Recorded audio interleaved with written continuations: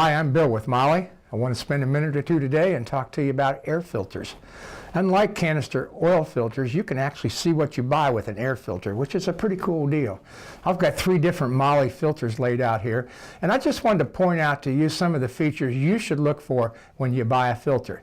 Like most of the things we buy, you can buy an air filter for $2, or you can buy an air filter for $7, and you always end up getting exactly what you pay for.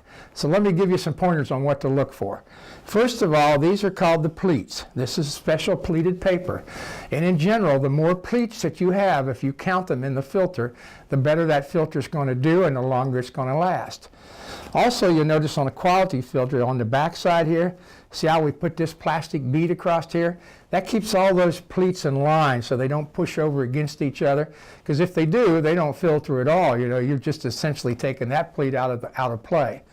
Next thing I want you to look at is the foam rubber that goes around the filter element itself. Notice how I can squeeze this foam rubber? It's soft, and you should always look for that, because as this fits down in the filter box or air box in the engine, if this rubber doesn't push down and seal real well, dirty air comes right past the edge of the filter and goes right in the engine. Let's look at a couple other examples here, and you can see the difference from one filter to another.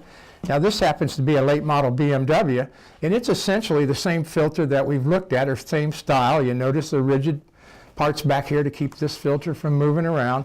But what we've done here to fit the BMW application is we've had to design a pretty involved plastic carrier to hold this filter to make sure it seals. The third filter I pulled out here, again, is a MAHLE filter. You can see on the edges, the pleats. You can see on the back side the pleats, but this particular filter runs in a really dirty environment, so we've put an extra layer of filtration on here. It's a piece of foam rubber, and it's actually glued on top of those pleats, as you can see here. And what that does is filters out some of the garbage, some of the dirt and crap before it gets into the filter itself, makes the filter last longer. So again, you get what you pay for. We want you to always look at a MAHLE filter and use it as a standard when you compare everything else. Thanks for tuning in.